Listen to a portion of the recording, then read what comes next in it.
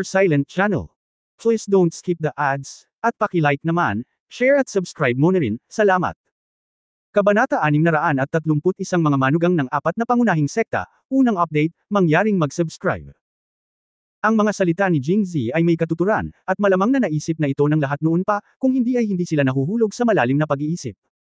Bukod dito, sinasabing ang sekta ay hindi nakikipagtulungan sa Imperial Court, ngunit sa katunayan ito ay hindi na sila ay walang contact sa Imperial Court sa lokal. Ang mga bagay tulad ng mga bagong sekta at pagpili ng lugar ay dapat iulat sa Imperial Court. Kung ang korte ay sadyang nagpapahirap sa kanila, wala silang pagpipilian, kaya sa katotohanan, upang makapaglakbay ng walang sagabal sa lokal na lugar, madalas silang tumulong sa korte na gumawa ng isang bagay. Halimbawa, lumilitaw sa lokal na lugar ang isang mamamatay tao na marunong martial arts, at walang paraan ang mga pulis ng yaman na arestuhin siya. Sa oras na ito, ang ilang mga tao mula sa sekta ay iniimbitahan na lumapit upang arestuhin ang tao, at pagkatapos ay magbigay ng ilang mga benepisyo sa mga tao ng sekta. Ang bawat isa ay nagpupuno sa isa't isa, na para bang ito ay isang hindi sinasabing tuntunin. Walang magsasabi ng marami. Ito ay tila naging karaniwan na sa maraming sekta, at kailangan pa rin nilang ipakita ang kanilang saloobin na hindi nakikiayon sa korte ng imperial. Si Jingzi ang unang hamanin ng hayagan ng isang tulad niya. Hindi sila pinansin ni Jingzi at nagpatuloy, naniniwala ako na ang mga tao sa sekta ay mga tao muna. Ang bawat isa ay ipinanganak sa lupain ng Angwo, at ang pinakapangunahing bagay ay sila ay mga taong Angwo. Kung ang ibang mga bansa ay sumalakay, susunugan nila, papatayin, at dambungin ang mga tao ng Angwo. Bilang isang taong Angwo, bilang miyembro ng sekta, maaari bang tumayo ang lahat sa bagay na ito? Gaya nga ng sabi ng isang tao, ang mga barbaro sa kanlurang Xinjiang ay hindi mag-iiba ang pakikitungo sa iyo dahil lang sa miyembro ka ng sekta. Sa kanilang paningin, lahat ay pare-pareho. Mga taga-Angwo, walang pinagkaiba ang pagpatay sa mga miyembro ng sekta sa mga ordinaryong taga-Angwo. Kung ganoon, bakit hindi makipagtulungan sa korte? At saka, sinasabi na ang sekta ay nasa labas ng korte, ngunit maaari ba talaga itong gawin sa katotohanan?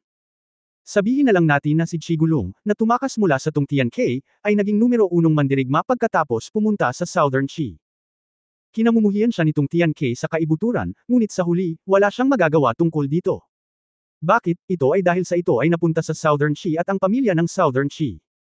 Ang sekta ay hindi maaaring ganap na ihiwalay sa korte. Ang mga salita ni Jingzi ay lubhang nakakahawa at nagkaroon ng malaking epekto sa lahat, at lahat ay nag-isip ng malalim.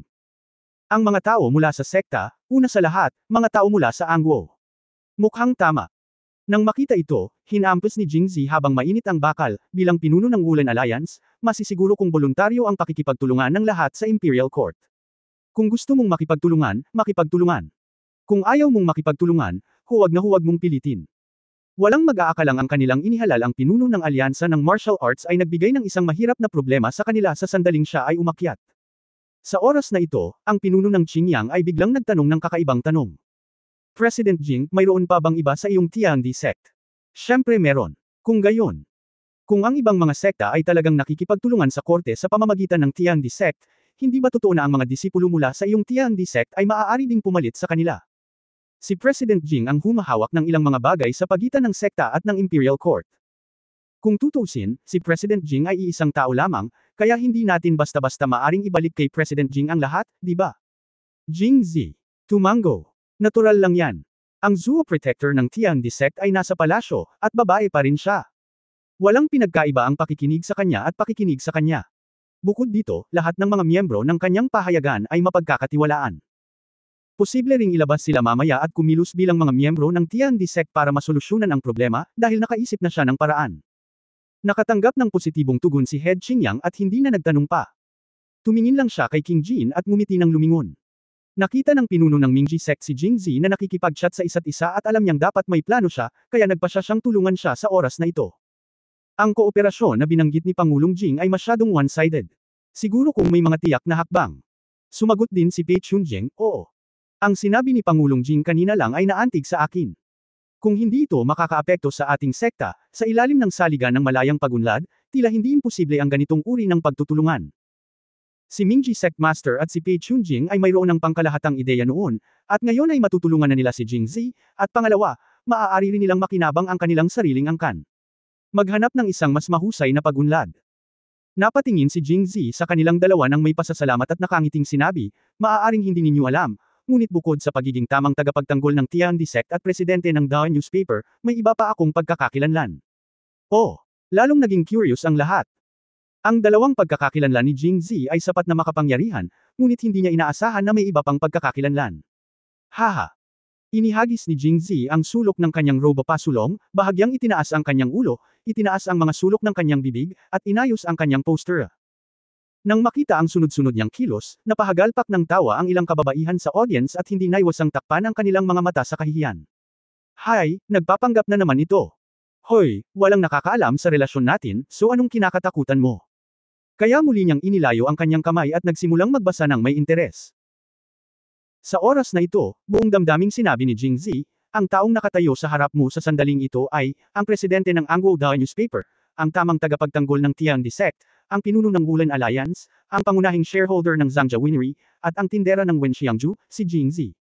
Nang makita ang mga blankong mukha ng lahat sa audience, na hindi marunong pumalakpak, medyo nagalit si Jing-Zi. Kung hindi dahil sa pagiging low profile, maaaring mas mahaba ang kanyang status, gaya ng manugang ng Qingyan Clan, manugang ng Kunlun Mirror, manugang nitong Tian K, o ang manugang at master ng Immortal Pavilion, ang manugang ng apat na pangunahing sekta, si Dora Feng.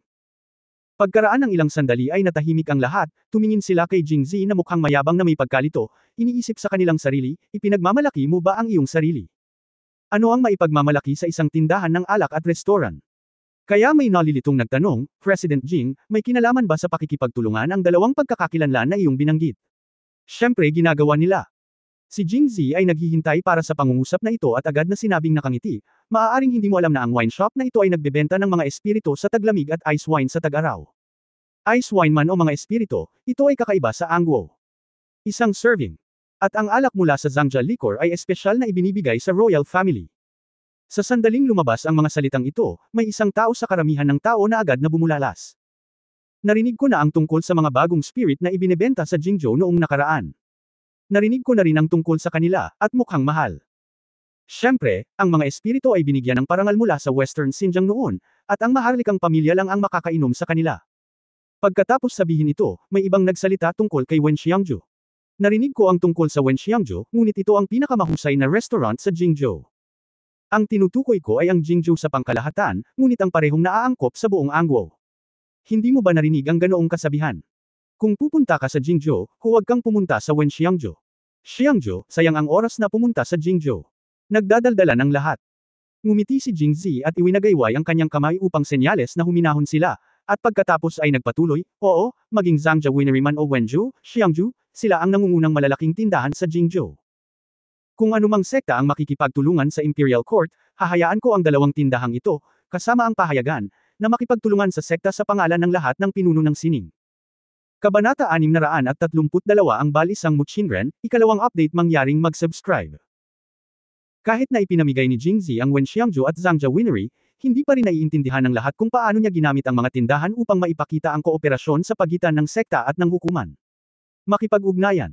Sa oras na ito, nakangiting sinabi ni Jing-Zi, maging Zhangja Winery, Wenxiangju o Dawn Newspaper, imposibleng buksan lamang ito sa Jingzhou. Ang mga magagandang bagay na ito ay dapat ibahagi sa mga tao sa buong Angwo, kaya ang susunod kong ang unang hakbang ay dalhin sila sa iba't ibang lugar sa Angwo. Ang Zhangja Winery ay nagbebenta ng alak at nagsusupply din ng alak sa bahay ng Wenxiang. Ang pahayagan ay hindi lamang makakapagtala ng mga kawili-wiling bagay mula sa iba't ibang lugar, ngunit nagsusulong din ng mga tindahan o sekta. Bueno, kapag naglalakbay sa iba't ibang lugar, maaari nating anyayahan ang mga panlabas na alagad ng sekta na pumasok sa tindahan ng alak, amuyin ng halimuyak, at iba pa. O kung ang sekta ay handang maglingkod, ang isa ay maaaring magpadala ng mga alagad upang manirahan sa loob mga recruitment point sa iba't ibang lugar. Kasabay nito, hindi namin hahayaang tumulong ang mga alagad ng sekta ng walang kabuluhan. Mamamahagi kami ng malaking halaga ng buwanang sweldo, na hindi lamang makakatulong sa sekta na maibsan ng pressure sa pagkain, inumin at ischedule ng mga disipulo, ngunit hahayaan din ang sekta na makakuha ng tuloy-tuloy na daloy ng kita. Napakaraming sinabi ni Jing-Zi sa isang hininga. Pagkatapos magsalita, ang lahat ay patuloy na tumahimik at pinag-isipang mabuti ang kanyang mungkahi. Kailangan kong sabihin na kung susundin ang mga tagubilin ni Jing-Zi, sa katagalan, ang sekta at ang hukuman ay magkakaroon ng hindi mapaghihiwalay na relasyon sa banayad na paraan. Gayunpaman, napakabango nito. Lalo na para sa ilang malalaking sekta, talagang naiinggit sila sa Waxian Pavilion. Pagkatapos ng lahat, ang Waxian Pavilion ay mayroong Waxian Garden. Hindi lang sila makakapagpadala ng sarili nilang mga alagad doon para maibsan ang pressure sa sekta, pero pwede rin silang kumita ng sabay. Kung talagang makikipagtulungan sila sa korte o sa madaling salita, kay Jingzi, maaari silang magpadala ng maraming disipulo mula sa sekta. Nagkatinginan ng pinuno ng Mingji sect at Pei Chunjing at ngumiti, halatang naisip din nila na magagawa ang ideyang ito. Ngunit alam din nila na walang libreng tanghalian sa mundong ito, kaya nagtanong sila, President Jing, ang sinabi mo ay karaniwang tumulong sa mga pangunahing sekta. Bilang karagdagan, dapat mo ring sabihin sa akin kung paano makipagtulungan sa korte. Oo naman, hindi natin ito meet at tago kina Master Mingji at Master Pei Jing. Pagkatapos ng lahat, hindi kami mga pilantropo, at hindi kami maaaring mag-abuloy ng libre. Ang pinakamahalagang punto ay kung sasalakayin ng mga barbaro mula sa kanlurang Xinjiang ang Liangzhou, o sasalakayin ng Southern Xi o Dangyu Kingdom ang Angwo, kung hindi sapat ang mga tropa ni Angwo, maaari nating utusan ang mga sekta na tumulong. Iniisip ko kung sa tingin mo ito ay magagawa. Nagkatinginan sina Master Mingji at Pei Chunjing, ngunit ni isa sa kanila ay walang sumagot kaagad. Nang makita ito ng ibang maliliit na sekta, natural na hindi na siya makapagsalita, at agad na tumahimik ang kapaligiran. Hindi naman nagmamadali si Jingzi, dahil pakiramdam niya ay sapat na ang tukso sa mga kondisyon na ibinigay niya, at tiyak na magkakasundo sila sa huli. Ang pag-aalala ay humahantong sa kaguluhan. Si Qingqiu at Pei Yangxi ay medyo nababalisa. Kung walang gaanong tao sa paligid, hiniling nila sa kanilang amo na tulungan si Jingzi. Lalong nabalisa si Muqing. Ang mga gawain ng kanyang mga lalaki ay kanyang negosyo. Hindi niya pinapayagang mawalan ng mukha ang kanyang lalaki. Kaya diretso siyang humakbang at malakas na sinabi, kami, Waxian Pavilion, sumasang-ayon na makipagtulungan kay Pangulong Jing. Wow! Lahat ay napalingon sa kanya, na may ilang pagdududa sa kanilang mga puso. Kung tutuusin, sa kanilang mga mata, kahit pumayag sila, hindi ito sapat. Hindi dapat ang Waxian Pavilion ang unang sumang-ayon. Kung tutuusin, mayroon silang Waxian Garden at ang mga kondisyon ay mas mahusay kaysa sa ibang mga sekta. Ang paliwanag lang, hindi lang pera ang gusto nila, pero gusto rin nila ng publicity sa dyaryo. Habang pinag-uusapan ito ng lahat, mapait na ngumiti si Jingzi sa kanyang puso, napakabata pa ni Muqingren. Alam ni Jingzi ang dahilan kung bakit hindi pumayag sina Master Mingji at Pei Chunjing. Kung pumayag sila ngayon, tiyak na dadagsa ang ibang mga sekta. Paano nila mapakinabangan ang kanilang mga benepisyo? Kaya hindi nakakagulat, gusto nilang hanapin siyang mag-isa. Ngunit si Muqingren ay nag-aalala lamang sa kanya, at tiyak na hindi niya inisip ang aspetong ito. Napangiti na lamang si Jingzi at sinabing, maraming salamat, master mo, ngunit ang bagay na ito ay napakahalaga. Sa tingin ko, dapat bumalik ang iba at pag-isipan ito. Kaya maghiwa-hiwalay na tayo. Ang iba ay tumanggo at umalis sa diskusyon. Matapos ang lahat ng iba pang maliliit na sekta ay umalis, tanging ang mga tao mula sa Qindian sect, Kunlun Mirror at Waxian Pavilion ang naiwan. Tungkol naman sa Tungtian Palace, tila wala silang interes sa sinabi ni Jingzi. Ito ay maliwanag, kung tutuusin, ang Tungtian Palace ay may takip ng Jin Dynasty sa kanluran ng Jin, kaya bakit kailangan niyang makipagtulungan sa Imperial Court para makakuha ng mga benepisyo? Iniwan ng Qindian sect ang Mingji sect master at Qingqiu, ang Kunlun Mirror ay naiwan sina Pei Chunjing at Pei Yangxi, at ang Waxian Pavilion ay natural na mayroong Muqing at Wang Yingqiu. Ang iba pang mga alagad ay bumalik muna sa kani-kanilang mga tirahan, na naghahanda na mag-impake at magbigay-pugay ng maaga. Pagkatapos ng lahat, wulan ang desisyon ng pinuno ng alyansa ay nangangahulugang aalis sila sa Jingxi at babalik sa sekta. Ngunit hindi alintana ang ilang mga tao na natitira, hindi bababa sa Jingxi ay walang mga tagalabas at malayang makapagsalita. Unang nagsalita ang master ng Mingji sect, President Jing, napakaganda ng proposal mo, at interesado ako dito. Bakit hindi mo ako, President Jing, sundan ako pabalik sa Qindian sect at pag-usapan natin ng detalyado? Bago pa makasagot si Jingzi, agad na sinabi ni Pei Chunjing, President Jing, ang ating Kunlun Mirror ay interesado rin sa panukala ni Pangulong Jing, kaya gusto rin naming anyayahan si President Jing sa aming Kunlun Mirror, at ang aming Kunlun Mirror ay maaari ding suportahan si President Jing sa pinakamalawak na lawak. Paano kung, Jing, sumakay ka sa akin at makipagkwentuhan habang nasa sasakyan tayo? Maaari tayong manatili sa Kunlun Mirror para sa tanghalian sa tanghali. Oo, unang dumating, unang nagsilbi.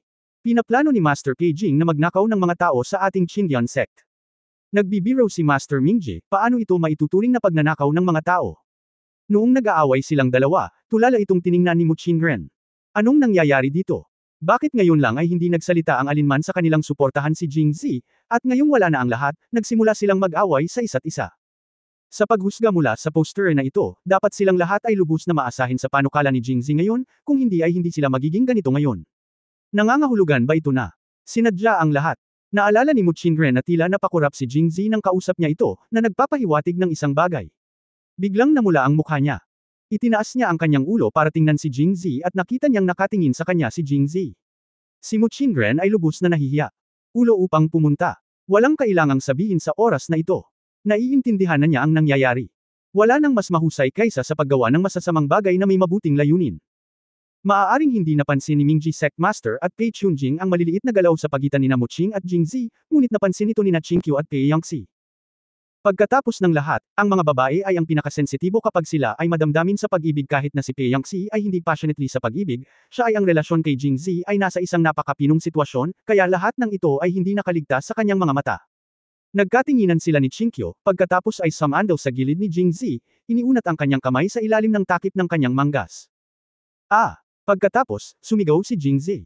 Chapter 633, Apat na Tunggalian ng Kababaihan, Third Update, please subscribe. Anong mali? Nang marinig ang sigaw ni Jingzi, ang master ng Mingji sect at Pei Chunjing ay parehong lumingon, ngunit nang makita nila sina Qingqiu at Pei Yangxi sa tabi niya, agad na naunawaan ang nangyayari. Pero kung bakit nagkakaganito silang dalawa, hindi nila alam. Wala lang. Tiniis ni Jingzi ang hapdi sa kanyang braso at inibo ang usapan, dahil parehong may ideya sina Master Mingji at Master Pei Jing, pati si Master mo, bakit hindi natin ito pag-usapan ng magkasama? Anyway, ay hindi nila papaboran ang isa't isa, at mas patas na pag-usapan ito ng magkasama, di ba? Matapos makinig ay tumanggo silang dalawa. Gayunpaman, nagkaroon ng hindi pagkakasundo ang dalawa kung saan sila pupunta para pag-usapan. Ang isa ay nagsabi na pumunta sa Qingyan Gate, at ang isa naman ay nagsabi na pumunta sa Kunlun Mirror. Naiintindihan na ang Tiandi sect ni Jingzi ang pumalit sa leader ng Wulan Alliance. Ang pinakamahalagang bagay ay upang itaguyod ang pakikipagtulungan sa pagitan ng hukuman at iba't ibang mga sekta, ngunit ang orihinal na istruktura ng sekta ay hindi magbabago bilang isang resulta. Gayunpaman, ang mga pagkakataon sa pakikipagtulungan na ibinigay ni Jingzi ay maaaring magbago sa kinalabasan na ito sa darating na panahon. Ang sinumang mahusay na umunlad, gumawa ng higit na publisidad, at kumita ng mas maraming pera ay walang alinlangan na tataas ang pagiging mapagkompetensya ng sekta. Parehong ang Qingyan sect at ang Kunlun Mirror ay may kapatid na babae ni Jingzi, kaya silang dalawa ang maglalaban sa huli. Kung kaya nilang hilahin ang isa't isa, magiging superpower sila sa mundo, at ganoon pa rin ang kaso. Sa makatuwid, itinuring ni Mingji Sectmaster at Pei Chunjing ang isa't isa bilang kanilang potensyal na pinakamalaking karibal. Kung gaano nila nakikitungo ang ganitong bagay, mas gusto nilang pagbigyan ng isa't isa. Ngunit may paraan si Jingzi. Hindi na kailangang magtalo sina Master Mingji at Master Pei Jing. Nakapunta na ako sa Waxian Pavilion dati. Tahimik ang kapaligiran doon at kakaunti ang tao. Isang opsyon ang pumunta doon para mag-usap. Ano ang iniisip ng dalawang master? Okay. Kung gayon makikinig tayo kay Pangulong Jing. Hindi naman bobo ang dalawa, kaya natural na bababa sa hagdan. Dati, dahil sa relasyon ni Qingqiu at Pei Yangxi, palaging tinuring nilang dalawa si Jingzi bilang isang junior at tinatawag siya sa kanyang unang pangalan. Gayunpaman, dahil si Jingzi ay naging pinuno ng alyansa ng martial arts at ang kanilang relasyon ay sasailalim sa mga pagbabago sa lupa sa hinaharap, tatawagan din nila si Jingzi. Naging, President Jing. At hindi nila alam ang relasyon ni Jingzi at Muqingren. Sa kanilang opinyon, paano may kukumpara ang relasyon ni Muqingren sa Qingqiu at Pei Yangxi? Nang makitang halos tanghali na, ang dalawa sa kanila ay hindi pumunta sa Waxian Pavilion para sa hapunan, kaya napag-usapan nila ang oras at nakipag-appointment na bumalik para sa tanghalian at pagkatapos ay pumunta sa Waxian Pavilion para pag-usapan ang mga bagay-bagay ng magkasama. Ang master ng Mingji sect at Pei Chunjing ay unang umalis, habang sina Qingqiu at Pei Yangxi ay naiwan.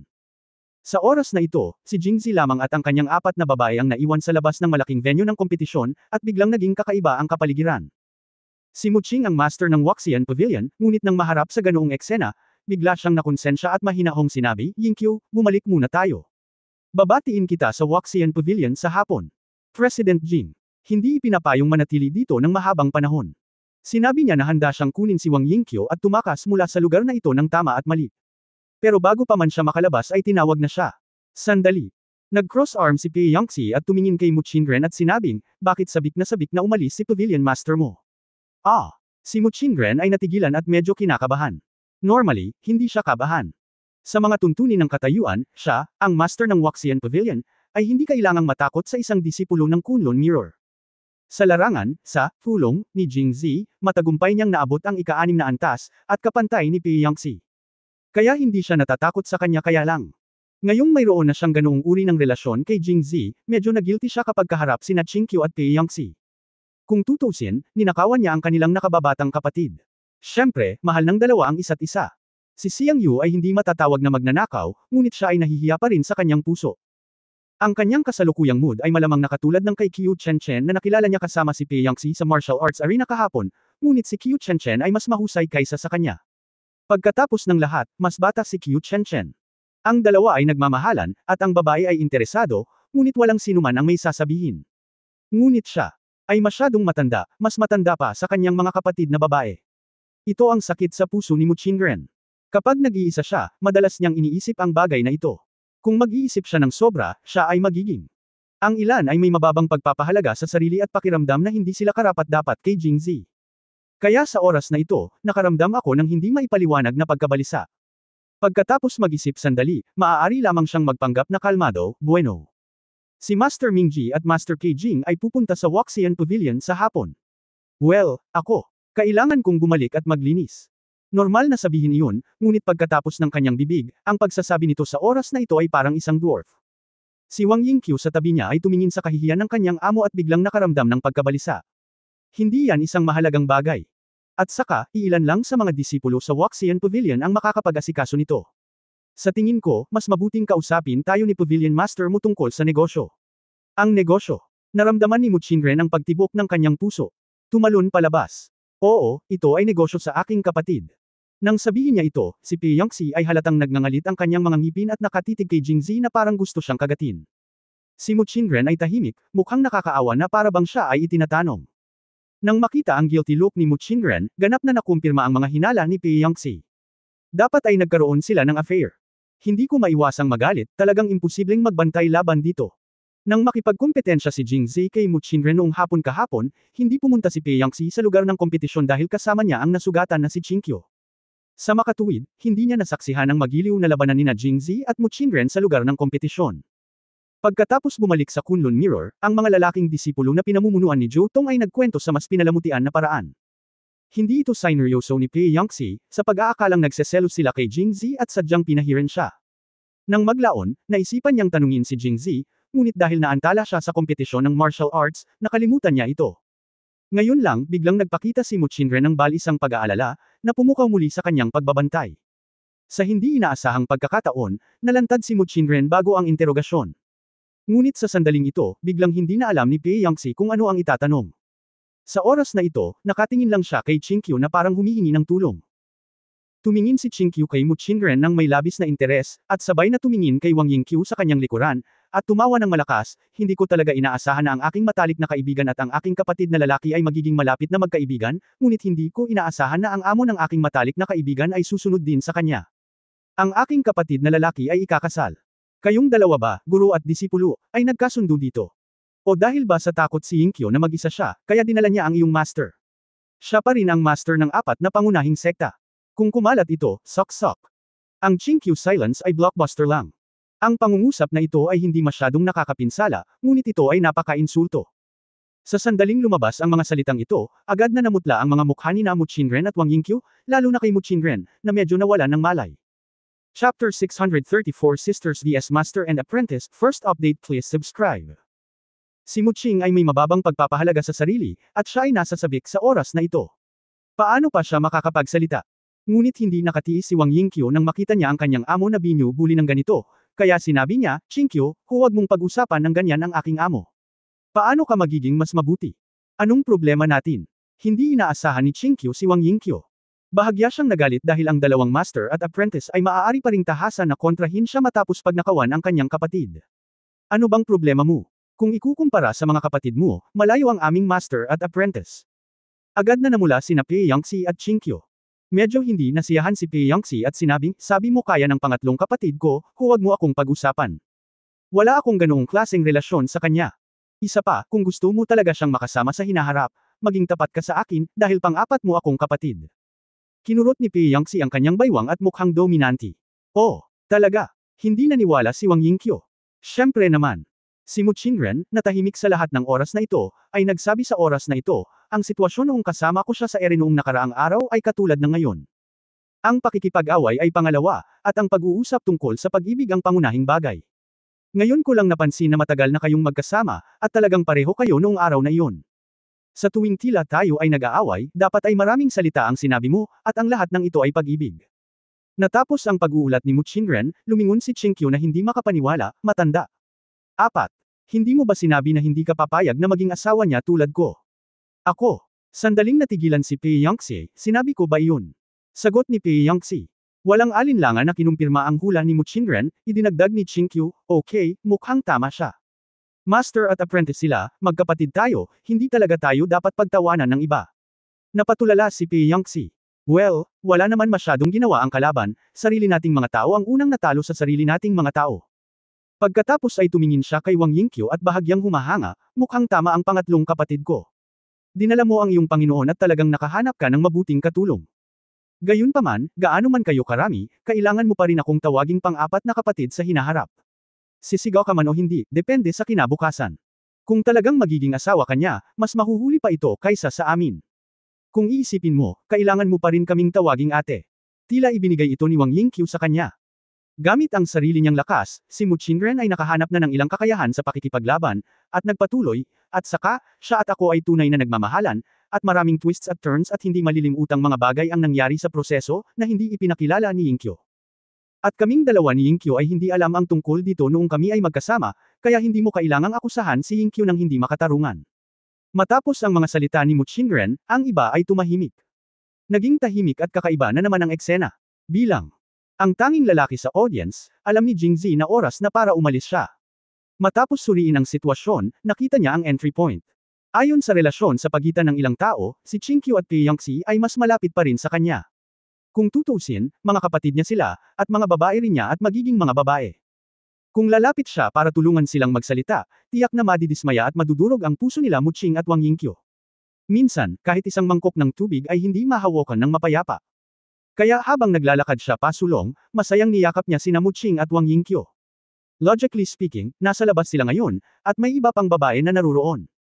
Kahit gaano pa kakapal ang balat ng master at apprentice ay hindi nila ito hahayaang hawakan siya, hindi banggitin na ang mga ito ay masyadong manipis ang balat. Ngunit pagkatapos nilang mag-isip saglit, napagpasyahan nilang huwag siyang pakawalan. Hinawakan siya ni Ren Jingzhe sa kanyang mga bisig, tila ipinakita ang kanyang kapangyarihan sa magkapatid na Qingqiu at Pei Yangtze, nakita mo ba iyon? Ang lalaki natin. Bago magalit sina Qingqiu at Pei Yangtze, narinig nilang ngumiti si Jingzi at sinabing, third sister, fourth sister, noon pa man ay gusto na kitang ipakilala, ngunit walang angkop na oras. Ngayon ay sinasamantala ko ang pagkakataong ito para ipaalam sa inyong lahat na makilala ang isa't isa. Parehong ang master at ang master ng hardin ay aking mga babae. Tinulungan ako ng master ng hardin noong una kong natutunan ang tungkol sa martial arts at kung paano pagbutihin ang aking kaharian.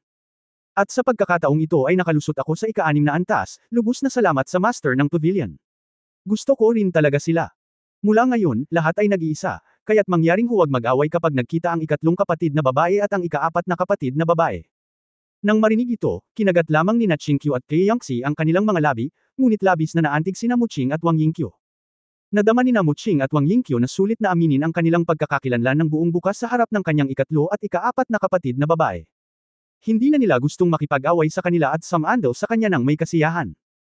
Tinapik ni Jingzi ang dalawa at inaliw sila saglit, pagkatapos ay binitawan sila at lumapit kina Qingqiu at Pei Yangtze ang mangkok ng tubig ay pinatag, at ang mangkok na ito ay kailangang kunin muli, kung hindi ay matapan ito. Matapos yakapin ang dalawang kapatid na babae, ngumiti siya at sinabi, ito ang pangatlo kong kapatid na babae at pang-4 na kapatid na babae. Sila ang aking pinakamamahal at paboritong babae mula pagkabata. Dapat ay pamilyar din sa kanila ang Pavilion Master at Garden Master. Siyempre, mas magiging pamilyar tayo sa isa't isa sa hinaharap. Dahil ang pangatlo kong kapatid na babae at pang-4 na kapatid na babae ay asawa ko rin. Nanatiling tulad ng dati ang mukha ni Qingqiu, ngunit namula si Pei Yangtze. Bago niya maisip kung ano ang isasagot, nanguna si Wang Yingqiu at sinabing, well, kilala na natin ang isa't isa ngayon, kaya hindi na tayo maghihintay pa. Pagkatapos sabihin iyon, binigyan niya ng makahulugang tingin si Jingzi, at pagkatapos ay tumingin sa magkapatid na Qingqiu at Pei Yangtze. Pagkatapos magsabi ng "Palam", kinuha niya si Mu Qingren at umalis. Sa ilalim ng martial arts arena, naiwan si Jingzi at ang kanyang dalawang kapatid na babae sa isang iglap. Sa lohikal na pagsasalita, lahat sila ay isa sa kanila, at ang kapaligiran ay dapat na nakaka-relax. Gayunpaman, hindi inaasahan ni Jingzi na ang kapaligiran ngayon ay magiging mas malala pa kaysa dati. Lumingon si Qingqiu, tumingin kay Pei Yangtze saglit, at pagkatapos ay nagsabi, pang-4, sinabi mo ngayon na hindi. Ngayon kahit na sinabi ni Zier na asawa ka niya, tingnan natin kung ano ang sasabihin mo. Kung talagang magtatagumpay si Pei Yangtze, logically speaking, dapat maging masaya si Qingqiu na maging asawa ng kanyang nakababatang kapatid. Kung tutusin, mayroon na siyang pangalawang kapatid na babae at pang-5 kapatid na babae. Ano ang pagkakaiba nito kung may iilan pa? Kung talagang makapangyarihan siya, makabubuting gawing asawa niya ang 7 kapatid na babae, para magkasama-sama ang lahat tulad noong mga bata pa sila. Ngunit ang susi ay nang maging asawa siya ni Jingzi, nanumpa si Pei Yangxi na hindi niya magagawa, at tinukso pa siya ng maraming beses, na ikinahihiya ni Qingqiu. Dahil dito, lihim siyang naging asawa. Kaya naramdaman ni Qingqiu na kailangan niyang pag-usapan ito ng maayos. Ako, hindi ako. Kasabay nito, sinabi niya sa kanyang puso, hindi bababa sa ngayon. Kinagat niya ang kanyang mga labi at sinabing, kalokohan ang sinasabi niya. Ano ang mahalaga sa akin? Pagkatapos sabihin iyon, si Pei Yangxi ay hindi na nang ahas na manatili pa at tumakbo ng nagmamadali, lumakad ng masigla, ngunit nakakaramdam pa rin ng pag-iingat bilang isang magnanakaw. Hindi ito tugma sa orihinal na estilo ni Pei Yangxi ng isang magalang na babae. Walang mag-aakalang magkakaroon siya ng ganoong side. Sa pagtingin sa kanyang likuran, nagkatinginan sina Jingzi at Qingqiu at hindi mapigil ang matawa. Chapter 635 Pangatlong ate, alis na tayo. Ikalawang update mangyaring mag-subscribe. Third sister, huwag mong sisihin si fourth sister. Sa katunayan, kasalanan ni Zier ang lahat at walang kinalaman sa fourth sister. Nang makita si Qingqiu, ngumiti din siya, at sa pagkaunawa ni Jingzi sa kanyang pagkatao, alam niyang hindi siya ang uri ng babae na nagmamalasakit sa lahat ng bagay, kaya agad siyang namagitan para kay Pei Yangxi, at halos ikinwento sa pagitan nila ni Pei Yangxi. Nang mabalitaan niyang hinahabol niya si Pei Yangxi nang walang resulta, muling tumawa si Qingqiu. Hindi ako galit sa kanya, kapatid ko siya, at hindi pa huli ang lahat para maging masaya ako na makasama ka. Kung gayon ang pangatlong kapatid na babae ay sinasadya ko. Isang pahiwatig ng pagiging palihim ang lumitaw sa mukha ni Qingqiu. The day before yesterday, nang malaman niyang magkasama kaming dalawa, pinagtawanan niya ako saglit. Ngayon ko lang siya sinagot sa sarili niyang paraan. Napakabuting tao na gawin din ito sa iba. Nang makita si Jingzi na ngumisi, sinipa pa rin siya ni Qingqiu at nakapout na sinabi, pinabayaan ko siya dahil kapatid ko siya, pero ang pavilion master mo na iyon, hindi ko siya titignan na binubuli niya ang kapatid ko. Tingnan mo ngayon kung ganito siya, may kikipagsanib puwersa siya kay Wang Yingqiu sa hinaharap, at tiyak na hindi sila pababayaan ng mga kapatid natin. Anong plastic na relasyon ng bestie, sa pagitan ng magkapatid na babae at besties, pinili ni Qingqiu ang kanyang pamilya ng walang pag-aalinlangan. Pang-apat na kapatid na babae, walang masabi si Jingzi. Pagkatapos mag-isip tungkol dito, ngumiti siya at sinabing, third sister, sa totoo lang, lahat kayo ay babae ko. Wala namang pinagkaiba sayo, di ba? Tsaka, hindi ba kayo kasama ko sa paggawa nito para sa akin? Kung salungat pa rin kayo sa isa't isa, kung hindi ako kontento, paano ako magiging komportable sa labas sa hinaharap? Natahimik si Qingqiu saglit, at pagkatapos ay tumango. Ang tanging bagay lang nila ay ang lalaking nasa harapan nila. Hanggat siya ay mabuti, sila ay magiging mabuti din. Pagkatapos ay nagtanong siya, kasama mo si Muqing? Bago o pagkatapos ko? Naramdaman ni Jingzi na tila isa pang tanong ito, ngunit sumagot pa rin siya ng tapat, noon. Hoy! Napabuntong hininga si Qingqiu, akala niya sa una ay bumantong hininga si Qingqiu dahil wala siya sa harapan ni Muqing Ren at magiging dwarf sa hinaharap. Sa hindi inaasahang pagkakataon, sinabi niya, sayang. Kung sinundan mo siya mamaya, maaari kang uminom ng pinahusay na bersyon ng Jujube Pill. Napakasimple pala ng ideya ni Qingqiu. Alam niya na si Muqing Ren ay nasa napakataas na antas. Dahil in good terms sa kanya si Jingzi, kung gumamit siya ng Jujube Pill sa kanya, tiyak na magiging maganda ang epekto nito. Hindi ko lang inaasahan na magkakaroon sila ng isang relasyon ng maaga, kaya't hindi makontento si Muqing Ren sa kinakailangan ng pag-inom ng Jujube Pills, kaya't napabuntong hininga siya. Nang marinig na napabuntong hininga si Qingqiu dahil dito, nakahinga ng maluwag si Jingzi at nakaramdam ng nakakatawa sa parehong oras. Third sister, huwag kang mag-alala. Sa katunayan, ang master ng pavilion ay nakatulong din sa akin ng malaki. Ang pinahusay na bersyon ng Jujube Pills ay palaging magiging kapaki-pakinabang.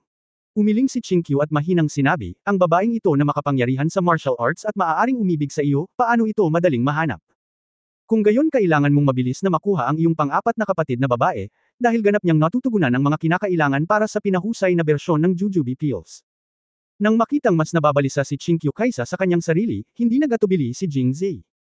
Alam niya ang sasabihin. Gusto talaga niyang sabihin sa kanya na bilang karagdagan sa pang-apat na kapatid na babae, naroon din ang panganay na kapatid na babae, ang ikalimang kapatid na babae, at ang nakatatandang kapatid na babae na si Sumochan.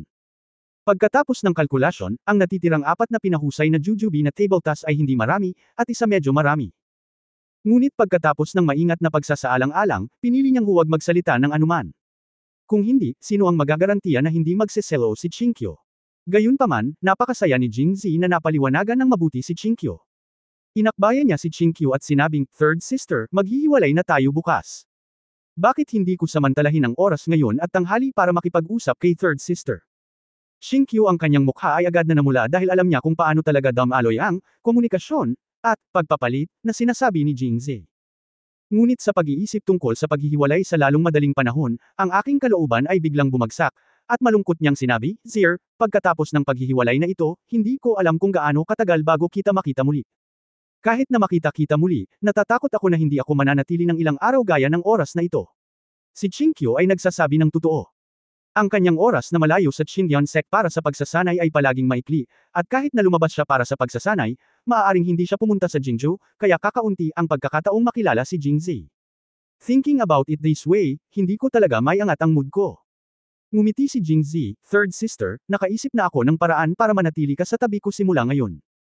Masayang itinaas ni Chinkyo ang kanyang ulo, at hindi niya alam kung ano ang iniisip niya, at muling bumaba ang kanyang kilay, ayaw ni Zir na paalisin ako sa Shinyan Sect. Tulad ni Pei Yangxi, nakabuo na sila ng malalim na damdamin pagkatapos ng mahabang pananatili sa sekta, at hindi sila ordinaryong mga disipulo, ngunit parang facade na pag-iral sa sekta. Kung aalis sila sa sekta, tiyak na magdudulot ito ng malaking lindol. Siyempre hindi. Buong pagmamalaking sinabi ni Jingzi, kinuha ko itong pinuno ng martial arts, tila para isulong ang pagtutulungan ng sekta at hukuman, ngunit sa katunayan ito ay para makasama ko ang ikatlong kapatid na babae at ang ikaapat na kapatid na babae araw-araw sa hinaharap. Ipinatawag ko ang lahat ng para sa bagay na ito. Talaga. Siyempre naman. Buong pagmamalaking kinurot ni Jingzi si Chinkyo, kaya napasigaw si Chinkyo. Puno ng fighting spirit, hinayla niya si Chinkyo at naghandang maglakad pabalik, third sister, mag-communicate tayo. Ba! Dumura si Chinkyo, pagkatapos ay binuksan ang kamay ni Jingzi at binigyan siya ng magiliw na tingin, ikaw kung ayaw mong sabihin ito ng malakas, paano nasa mood ang kapatid ko na gawin ang masasamang bagay na iyon sa iyo? Paano matatawag na masamang bagay ang isang bagay na makakapagbigay kasiyahan sa katawan at kaluluwa? Tinitigan siya ni Chinkyo, hindi kumikibo, na para bang hindi siya papayag sa plano ni Jingzi hanggat hindi niya narinig ang kanyang partikular na paraan. Hindi magawa, sinabi ni Jingzi sa kanya ang lahat ng kanyang mga plano ng maaga. Tuwang-tuwa si Chinkyo matapos itong marinig. Kung gumagana ang pamamaraang ito, maaari talagang manirahan si third sister sa bahay at makasama si Zir araw-araw. Ang galing! Oy, hindi naman ako nagsinungaling kay third sister diba? Pinunasan ni Jingzi ang kanyang mga kamay at hindi na makapaghintay. Kung ganoon ay umalis na tayo. Saan pupunta? Xingyanman. Anong gagawin? Makipag-usap. Makipag-usap. Ba, ayoko. Dumura si Chinkyo. Third ate, ikaw hindi mo sinasadya ang mga sinasabi mo. Ngayon ka lang nangako sa akin, bakit ka tumalikod at tinatanggihan? Humph, sino ang gumawa sa akin ng iyong pangatlong kapatid na babae? Buong pagmamalaking sinabi ni Chinkyo, mula ngayon, hanggang sa magtagumpay ang iyong plano, hindi na kita hahayaang mahawakan ito muli. Gayunpaman, kung magkatotoo ang iyong plano, kapag pumunta ako sa Jingzhou, kung gayon. Ano man ang gusto mong gawin ni third sister, ipapangako sa iyo ng third sister. Talaga. Si Jingzi, na labis na nanlumo matapos marinig ang unang kalahati ng pangungusap, ay biglang naging mas masigla pagkatapos marinig ito. Pwede ka bang sumang-ayon sa kahit ano? Nang makita ang ekspresyon ni Jingzi, tila may naisip si Chinkyo at medyo nahihiya, ngunit tumango pa rin ng mariin. Chapter 636 na Chapter 640 bata pa siya, third update please subscribe. Umalis mag-isa si Chinkyo, ngunit hindi nabigo si Jingzi dahil dito, ngunit nakatayo doon at ngumiti ng nakakatuwang. Aalis sila bukas at pupunta sa Waxian Pavilion sa hapon. Kung talagang sisang-ayon si Chinkyo, ang kanilang oras ay talagang magiging napakaikli kahit na para sa isang makhong lalaki tulad ni Jingzi, ito ay maikli. Hindi talaga ito ang gusto ni Jingzi na maging malungkot pagdating ng panahon. Kaya magandang bagay na umalis si Chinkyo ngayon. Kahit papaano ay wala siyang pinagsisisihan sa kanyang puso at naghihintay lamang na pumunta sa Jingzhou. Pag-unlad ng paghihiwalay, nakumpleto ang pagsakop sa Chinkyo. Pumunta sa Waxian Pavilion sa hapon at mabilis na tapusin ang talakayan. Ang natitirang oras ay kay Muqing at Wang Yingqiu, ang kanilang Panginoon at disipulo. Sa gabi, natural na pumunta sa lugar ni Qiu Chenchen. Kung tutusin, sinabi niyang magpapalipas siya ng isang gabi bago, at kinailangan ni Jingzi na tuparin ang kanyang salita. Mula sa puntong ito, mula hapon hanggang gabi, puno ang schedule ng kanyang kama. Buti na lang at umiinom siya ng jujube pills para protektahan ang kanyang katawan, kung hindi ay hindi na niya ito matitiis. Sa makatuwid, ang inisyatiba ni Chinkyo na huminto ay nakatulong na mapawi ang ilan sa kanyang panggigipit. Lalo na ang huling pangungusap ni Chinkyo ang pinakanatuwa kay Jingzi. Sumasang-ayon ako sa lahat. Si Jingzi, na kumain ng mga rice bowl kasama ang master at apprentice, ay isinasaalang-alang na ang paglalagay ng mga rice bowl para sa mga kapatid sa agenda, o mga rice bowl para sa matalik na kaibigan, o mga kapatid na babae at master-disciple rice bowls na magkasama. Kaya sobrang excited siya ngayon. Gayunpaman, ang tanging naiwan ay si Pei Yangxi, ngunit wala siyang pagpipilian. Matigas ang ulo ni Pei Yangxi, at kailangan niyang maghintay hanggang sa maglaan siya ng oras upang pumunta sa Kunlun County upang nguyain ito ng dahan-dahan, kaya wala nang ibang magandang paraan ngayon. Matapos isipin ang mga bagay na ito, bumalik si Jingzi sa mansyon ni Prinsipe Jin. Pagkapasok sa mansyon, ang mga katulong ay tumingin sa kanya ng may paggalang at paggalang, dahil ang lalaking nasa harapan niya ay nag-iisang hinamon ang lahat ng mga sekta at nanalo. Mula ngayon, lahat ng sekta ay dapat makinig sa kanya.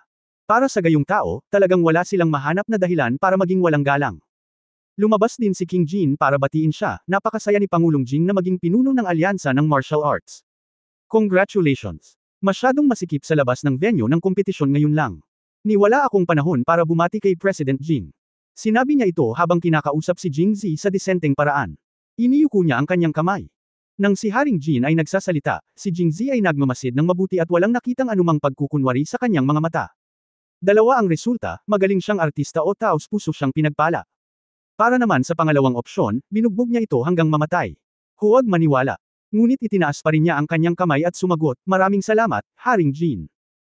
Kinaweya ni Haring Jin ang kanyang kamay at sinabing, nakuha na ni Pangulong Jing ang pinuno ng martial arts, dapat pa ba siyang pumunta sa mga pangunahing sekta upang tingnan, o dapat ba siyang bumalik muna sa Jingzhou?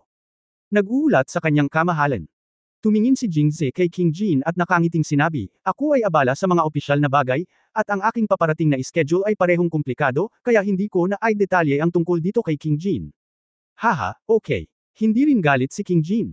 Nagpatuloy, pagkatapos ay aalis si Pangulong Jing balang araw, at magho-host ako ng isang piging para sa iyo upang may siguro ito. Siya. Hindi nag-abala pang sabihin sa kanya, at ayaw pa ni Jingzi na kumain kasama niya, kaya agad siyang tumanggi, ang kabaitan ni Prinsipe Jin, na intindihan ni Shangguan. Pero sinabi lang ni Shangguan na napakaraming bagay na dapat gawin, kaya hindi na natin kailangan pang kumain. Mas mabuti para kay Haring Jin na magdaos ng piging para sa kanyang kamahalan. Matapos marinig ito, sinabi ni Haring Jin na may kaunting awa, ayos lang. Pagkatapos niyang sabihin ito, umalis muna siya at hindi nagpakita ng kahit anong bakas ng galit o kawalang kasiyahan sa buong pag-uusap, na lalong nagdulot ng pagkalito at pag-iingat ni Jingzi. Ang nakakagat na aso ay hindi tumatahol. Ang kasalukuyang estado ni Haring Jin ang higit na ikinababahala ni Jingzi. Ngunit sa pag-iisip tungkol dito, hindi siya masyadong natatakot. Kung tutuusin, nasa kalagitnaan na siya ng ika-6 na antas, at opisyal na pumasok si Qinggang sa huling antas ng ika-3 antas, na parang anino na sumusunod sa hangin. Naabot na niya ang estado ng pagbabago. Sa basbas ng mga granada, makakatagpo siya ng mga ordinaryong balakid. Pero wala akong magawa sa kanya. Saka wag mo nang isipin yun. Akmang itataas na niya ang mga paa niya para umalis ay may humawak sa gilid ng damit niya. Nang lumingon siya, napagtanto niyang ito ang maliit na lolita na si Su Xiaoxiao. Kailan dumating ang munting prinsesa? Sinabi ni Su Xiaoxiao na may itim na linya, nandoon ako noong narito ang aking ama. Bakit, hindi mo ako nakita?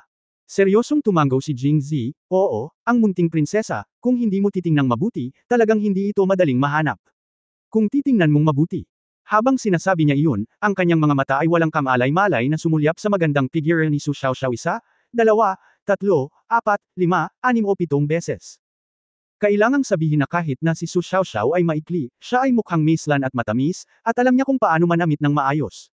Sa kanyang palagay, ang munting lolita sa comics na nabasa niya ay walang iba kundi iyon. Halimbawa, sa ngayon, nakasuot siya ng pink na berda na luo shirt at isang pearl white loose skirt.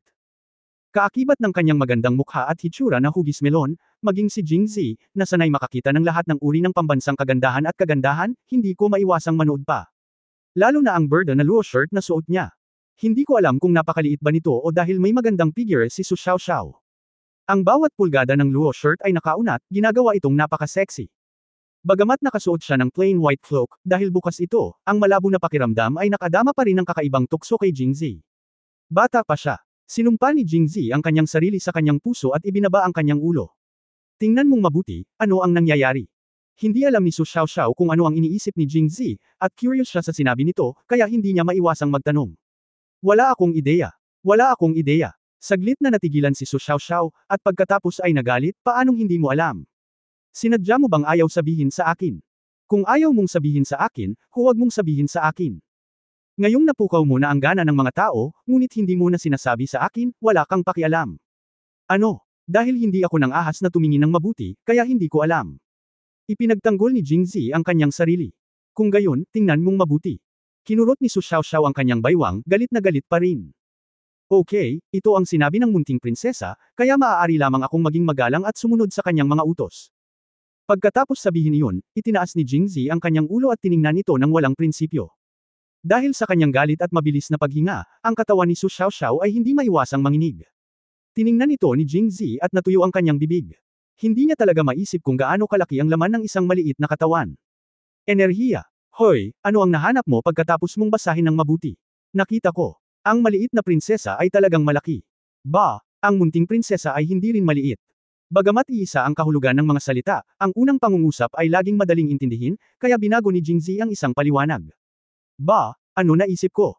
Si Su Xiaoxiao ay dumura ng hindi nasisiyahan, at pagkatapos ay buong pagmamalaking ibinuga ang kanyang dibdib at mayabang na sinabi, hindi ko orihinal na. Nang sabihin niya ito, bigla niyang nahuli ang mata ko na tingin ni Jingzi na dumaan sa ere at direktang damapo sa kanya.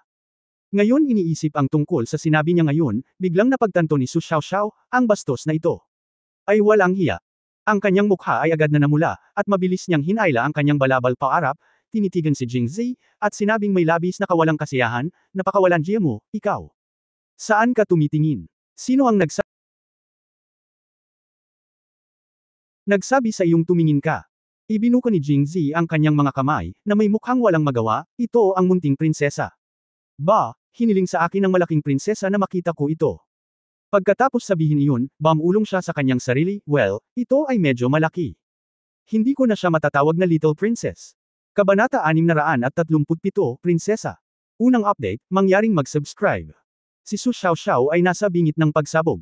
Hindi niya akalain na walang kahihiyang lalapit si Jingzi sa kanya. Damn it! Lihim siyang nagmura sa kanyang puso, nagngangalit ang kanyang mga ngipin, huminga, at pagkatapos ay lumitaw ang isang itim at puting letigo mula sa kanyang manggas. Tiningnan ni Jingzi nang malapitan at nakitang ito ang casual niyang ikinaway noong una niyang nakilala si Su Xiaoxiao. Kung hindi niya nakita ang letigo na ito, halos nakalimutan ni Jingzi na may ibang pagkakakilanlan si Su Xiaoxiao, isang disipulo nitong Tian Ke, isang disipulo ng Qingyang Palm. At hinawakan ni Su Xiaoxiao ang mahabang letigo sa kanyang kamay at handang kumilos. Kaagad na iniunat ni Jingzi ang kanyang kamay upang huminto, munting. Prinsesa, ayaw ko. Natatakot ka ba? Itinaas ni Su Xiaoxiao ang kanyang baba, nakaramdam ng kaunting pagmamalaki. Hindi sa takot si Jingzi, kahit nabigyan niya ng dalawang kamay at dalawang paa si Su Xiaoxiao, kaya niyang talunin ito sa pamamagitan lamang ng kanyang dila kung tutuusin, siya ay isang malakas na tao sa gitna ng ika-6 na antas, at maaari siyang maging sobrang nakakatakot sa isang dila lang. Ngunit ngayon ay nasa harapan na siya ng mansyon ni Prince Jin, kasama ang mga katulong ng mansyon ni Prinsipe Jin na papalapit sa kanya.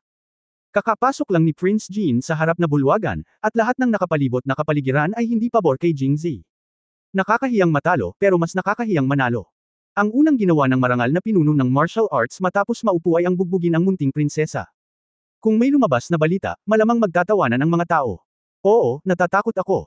Natatakot ako na kung hahampasin ko ng sobrang lakas at paiyakan ang prinsesa, masama ito. Seryosong sabi ni Jingzi. Masyadong mapusok si Su Xiaoxiao. Nang huminahon siya, naalala niya na napakalakas ng martial arts ni Jingzi, ngunit hindi siya naniniwala na naglakas loob itong salakayin siya sa publiko, kaya galit niyang sinabi, oh, ika-5 antas na tao ka. How dare you, a junior official, saktan ako bilang isang prinsesa. Umiling si Jingzi, Prinsipe, hindi natin magagawa iyon. Paano? Ikaw ay isang hindi kilalang disipulo ng palasyo ng Tungtian. At ako ang pinuno ng alyansa ng martial arts ngayon. Hindi banggitin sa iyo, kahit na ang iyong pinuno at ang iyong Panginoon ay kailangang maging magalang kapag nakita nila ako, kaya kung masasaktan kita, ito ay isang lehitimong bagay. Agad na sinabi ni Su Xiaoxiao. Natulala. Hindi mahalaga kung itinaas ang letigo, hindi mahalaga kung ito ay hindi. Come on, reasonable naman talaga ang sinabi niya, hindi niya ito matatalo, at base sa seniority ng sekta, umabot na sa kisame ang status niya, she really can't compare. Huwag manigarilyo, ang mga katulong na dumadaan paminsan-minsan ay nakatutok sa kanilang dalawa. Kailan siya, si Su Xiaoxiao, napahiya sa harap ng lahat. Nang siya ay nahihirapan, tila nakita ni Jingzi ang kanyang kahihiyan, inabot niya at hinawakan ang kanyang letigo, at nakangiting sinabi, ang letigo ng prinsesa ay medyo maislan, ang kapal ay tama, at ang haba ay tama. Well, hindi nakakagulat na ito ay napakalaki ipinakita ito sa akin ng prinsesa. Anong letigo? Kinuha ni Jingzi ang letigo at tiningnan ito ng mabuti, at sinimulan itong sampilan. Namula si Su Xiaoxiao at namutla matapos makuna ng litrato, ngunit masasabi rin niya na sinusubukan siyang tulungan ni Jingzi. Itinaas niya ang kanyang ulo at sinulyapan siya, na may kaunting komplikado sa kanyang kumikislap na mga mata. Ngunit siya ang mayabang na si Su Xiaoxiao, at hindi niya maibaba ang kanyang ulo anumang oras. Ang iba ay tumitingin lamang sa kanilang mga paa kapag ibinababo nila ang kanilang ulo, at hindi niya ito nakikita kapag ibinababo niya ang kanyang ulo, kaya hindi niya ibinababo ang kanyang ulo. Itinaas niya ang kanyang ulo at namula at sinabing, "Well, sinabi ko lang na ang letigo ko. Mukhang maganda. Hindi ka pa rin naniniwala. Ngayon nakita mo na." "Tama, nakita mo na. Napakaganda ng letigo ng prinsesa." Napataas din ang kilay ng mga katulong sa paligid niya.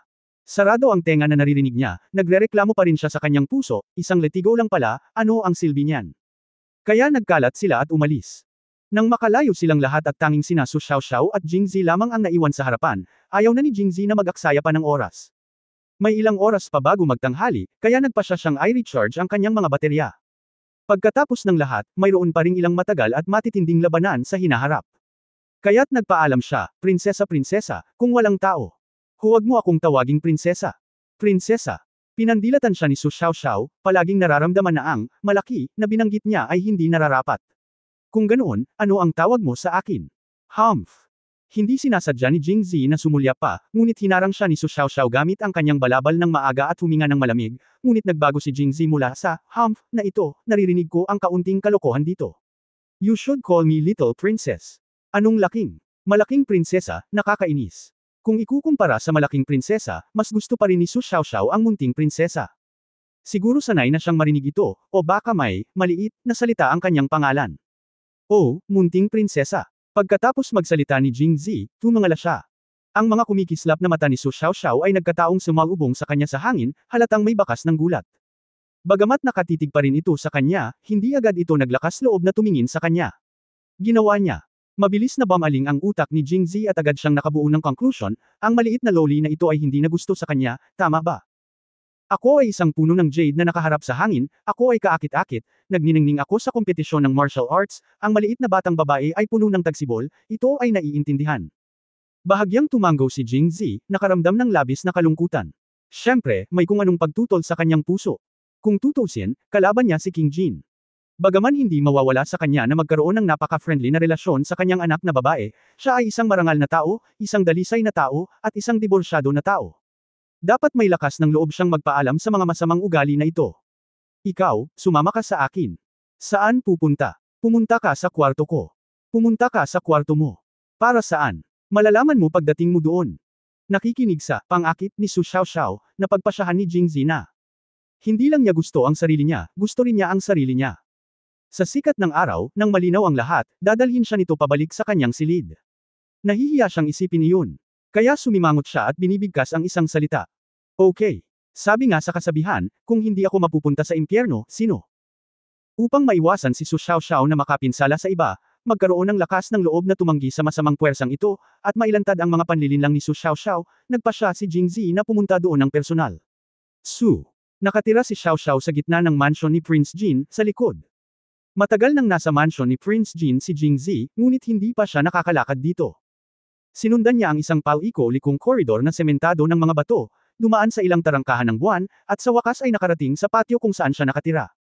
May mga pavilion, waterside pavilion, at rock quarry. Maagang taglamig, at lahat ay dilaw sa labas, ngunit ang looban ay puno ng berde.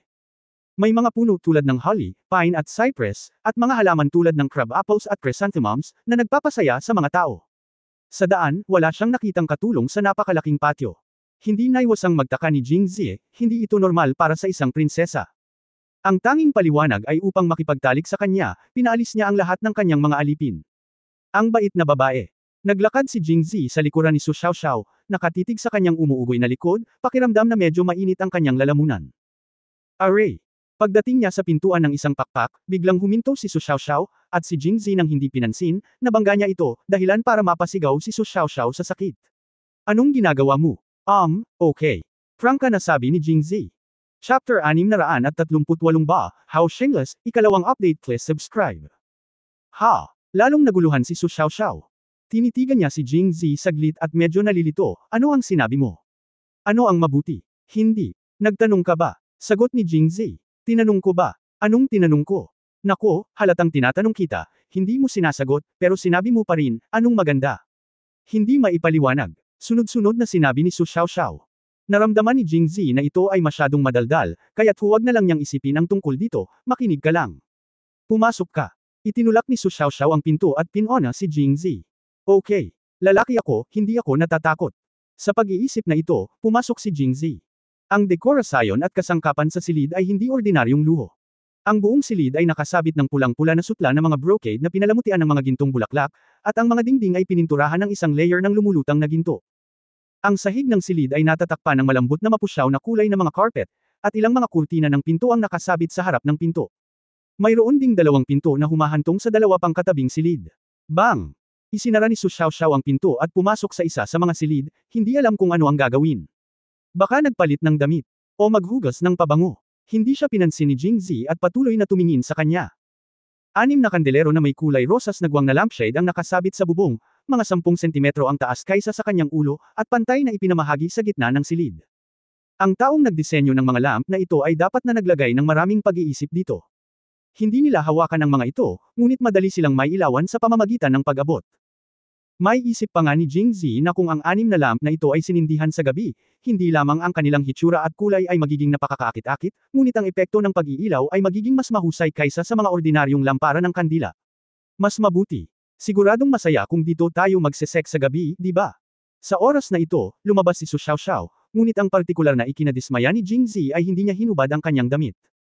Sa halip, nagsuot siya ng itim na gauze dress sa labas ng kanyang plain white na balabal, na tinatakpan ng lahat ng tanawin na makikita sana. Hindi ba ito kailangan? Umiling si Jingzi at nagreklamo. Ang dahilan kung bakit hiniling ko sa iyo na pumunta ay talagang hindi mo na kailangang sabihin, alam ko. Alam mo. Dahil doon, inabot ni Jingzi ang kanyang mga butones. Bagamat ako ay isang matuwid na tao, alam ko rin kung ano ang iniisip ninyong mga babae. Kung tutusin, kakaunti pa rin ang mga natatanging lalaki na tulad ko. Gayunpaman, nangako ako sa inyo. Ngayon lang ito, at hindi na ito magiging pareho sa susunod. Pagkatapos, umupo si Jingzi sa bench sa tabi niya, sumandal sa backrest na parang paralisado, at tamad na sinabi, halika. Mabilis na nagbago ang ekspresyon ni Su Xiaoxiao, inihambing ang mga salita ni Jingzi sa kanyang mga aksyon. Maya-maya, sa wakas ay naintindihan ko na ang ibig niyang sabihin. Ikaw walang hiya. How dare you? How dare you think about this? Naniniwala ka ba sa akin? Ako. Bagamat mukhang masungit si Su Xiaoxiao, nahihiya pa rin siyang magsabi ng mga maalay na salita gaya ng, kastrat mo, magsalita. Napakamot ng ulo si Jingzi, hindi ba't iyon ang ibig mong sabihin? Nakatingin sa akin ng may pagmamahal at paghanga. Pagkatapos ay espesyal mo akong tinawag sa iyong silid, isang lalaki at isang babae na nag-iisa. Hindi ba iyon ang gusto mo? Ba, napakawalan mo. Ilang beses pang dumura si Su Xiaoxiao, tinawagan kita para pag-usapan ang tungkol sa negosyo. Hindi ba't iyon ang sinabi ko? Nag-isip sandali si Jingzi at seryosong sinabi. Pinipigilan ang pagnanais na kumagat, sinabi ni Su Xiaoxiao ang bawat salita, tinawag kita rito dahil gusto kong sabihin sa iyo, maaari ko bang kanselahin ang sama ng loob sa aking ama? Makinig ka. Sa pangungusap na ito, ganap na tumigil ang mapang-uyam na ekspresyon sa mukha ni Jingzi, kumunot ang kanyang mga kilay, at tinitigan niyang mabuti si Su Xiaoxiao, sinusubukang makita ang isang bagay sa pamamagitan ng banayad na ekspresyon sa kanyang mukha, ngunit bukod sa kaba at pag-asa, tila wala nang iba pa. Alam mo ba? Anong nangyari sa pagitan ko at ng pamilya mo? Ang alitan sa pagitan nina Haring Jin at Jingzi ay hindi kailanman sa pagitan ng ilang tao, ngunit isang alitan sa pagitan ng pamilya ni Haring Jin at ng pamilyang Jing. Mula nang dumating si Jingzi sa Jingxi, bagamat siya ay nanirahan sa Jin bagamat si Su Xiaoxiao ay marahas, ang kanyang medyo inosenteng personalidad ay nagparamdam kay Jingzi na wala siyang alam tungkol dito. Kaya medyo na-curious ako. Well, pumunta ang tatay ko sa Jingxi dahil sa pakikitungo niya sa pamilya Jing. Sino sa palasyo ang hindi nakakaalam? Hindi ko alam na nagmula ka pala ng pamilya Jing noon. Paano ko nalaman ngayon? Hindi ko sinasadya. Narinig ko ang aking ama na nakikipag-usap sa aking Panginoon. Oh, talaga? Haha, nakakagulat talaga. Nga pala, ito ba ang pinapagawa sa iyo ng tatay mo? Pinaikit ni Jingzi ang kanyang mga mata na may mapaglarong ekspresyon. Hindi siya naniniwala sa anumang bagay na hindi sinasadya. Sa kanyang opinyon, ito ang intensyon ni Haring Jin. Hindi. Kaagad na depensa ni Su Xiaoxiao, hindi alam ng tatay ko ang tungkol dito, mag-isa akong pumunta dito. Sa palagay ko ay mali ang aking ama sa nangyari noon, ngunit binayaran din niya ang halaga. Pagkaraan ng maraming taon, ang puot na ito ay mayroon ding oras na para lumipas, hindi ba? Sa tingin mo, tapos na? Tanong ni Jingzi. Oo, wala namang sinabing masama ang tatay ko tungkol sa pamilya Jing sa harapan ko. Kahit dumating ka sa pagkakataong ito, walang masyadong sinabi ang tatay ko tungkol sa iyo. Sa totoo lang, narinig ko na binanggit ito ng tatay ko sa amo ko noon, ayaw nilang manalo ka sa martial arts competition pero dahil iyon sa gusto nilang manalo ang senior kong kapatid na si Qiu Chenchen. That's why it's time that I think that's time. Nagkaroon ng napakaraming taon, kahit sino man ito ay mabuti para sa lahat. Nakatingin kay Su Xiaoxiaoyi. Sa kanyang inusenteng mukha, naramdaman ni Jingzi na para talaga siyang bata. Bagamat masama si Haring Jin, ang tanging mabuting bagay na ginawa niya ay hindi niya nadamhan si Su Xiaoxiao. Hindi alam ni Su Xiaoxiao ang lahat ng masasamang bagay na ginawa niya. Paano kung gusto akong patayin muli ng iyong ama sa hinaharap? Hindi. Hindi kailanman nagsalita ang aking ama tungkol sa iyo, kaya bakit kanya muling papatayin? Sa mata ng bawat bata, ang mga magulang ang pinakadakilang nilalang. Lalo na't sadyang tinakpan ni Haring Jin ang lahat ng kanyang masasamang gawain. Sa simpleng karakter ni Su Xiaoxiao, hindi niya akalain na ang perpektong ama sa kanyang puso ay isang kasuklam-suklam na tao. Gustong-gusto ni Jingzi na sabihin sa kanya ang totoo ngunit pagkatapos pag-isipan ito sa huli, nagpasya siyang huwag na lang gawin dahil hindi niya ito matiis. Kapag dumating ang araw ng kanyang tunay na paghihiganti, ang tanging tao sa palasyo ni Prinsipe Jin na ayaw mapatay ay maaaring si Su Xiaoxiao. Paano kung? Marahil ay hindi pa niya napag-isipan ang tanong na ito, at hindi alam ni Su Xiaoxiao kung paano ito sasagutin sa isang iglap. Ako naman, hindi ako masasabing mabuting tao o masamang tao. Hindi ako malaki at hindi rin maliit. Kapag maganda ang pakikitungo sa akin ng iba, gusto ko lang silang gantihan ng buhay ko. Kung ang iba ay masama ang pakikitungo sa akin at gusto pa rin ang buhay ko, pasensya na, kitilin ko ang buhay nila bago nila ako patayin. Naiintindihan mo ba ang ibig kong sabihin? Medyo komplikado ang mga mata ni Su Xiaoxiao, ngunit tumanggo pa rin siya. Ang ibig sabihin ni Jingzi ay kung talagang gusto siyang patayin ng kanyang ama, hindi siya magdadalawang isip na patayin ang kanyang ama ng maaga. Bagamat parang malungkot, may katuturan ito. Ayan. Ay wala nang darating. Nang kailanganin ang pag-uusap, umalis si Jingzi at umatras mula sa silid. Kabanata 639, pagpasok muli sa Waxian Pavilion, unang update, mangyaring mag-subscribe. Si Su Xiaoxiao ay isa lamang maliit na episode sa pinakamainam, at hindi ito gaanong nakaapekto sa mood ni Jingzi. Hindi niya palalampasan ang isang mangkok ng kanin kapag dapat ay mayroon siyang dalawang malalaking mangkok ng kanin sa tanghali. Una, pumunta siya sa kwarto ni Su Moyan. Si Feng Lianruo ay tumutulong sa pag-iimpake ng kanyang bagahe, pareho silang may mga ngiti sa kanilang mga mukha. Pagkatapos ng napakaraming araw na wala, nakaramdam ako ng pangungulila. Wala nang mas mahusay kaysa sa pagbalik sa Jingzhou. At umuwi siyang may malaking karangalan. Kamahalan, handa ka na bang umalis bukas? Mukhang nasa sabik si Su Moyan nang makita niya si Jingzi. Oo, nanalo si President Jing bilang pinuno ng Wulan League, kaya matagumpay na natapos ang aming paglalakbay sa kanluran ng Jin, kaya't bakit hindi samantalahin ang bukas ng umaga upang direktang pumunta sa kalsada at subukang bumalik sa Jingzhou bago ang 12 buwan ng lunar. Tumanggo si Jingzi at sinabing, kamahalan, hindi ako makakasama sa iyo. Dahil narinig na niya itong sinabi ni Jingzi noon, si Su Moyan ay nakahanda sa pag-iisip at hindi na nagulat. Kagagaling lang ni President Jing ng Martial Arts Alliance. Siya ay abala sa mga gawain at maraming bagay na dapat harapin. Hindi ko siya gaanong matutulungan, at ayokong manatili para manggulo kay President Jing. Kapag bumalik si President Jing sa Beijing, magdaraos ako ng isang piging para mapagsilbihan si Jing ng maayos. President, alagaan mo ako. Salamat, kamahalan.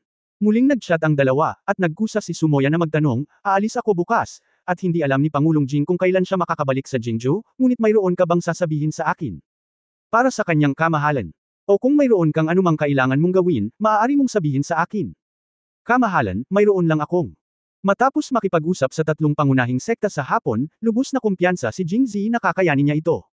Pagbaba niya, pupunta siya sa Liangzhou. Natural, kailangan niyang tanungin si Su Moyan tungkol sa koneksyon sa sekta, at gusto lang niyang magpadala ng mensahe kay Emperor An.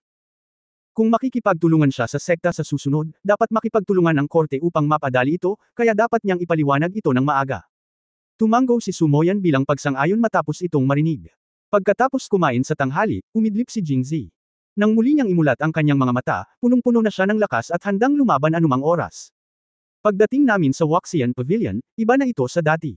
Nandito si President Jing. Napakagaling ni President Jing. President Jing, pumasok ka kaagad.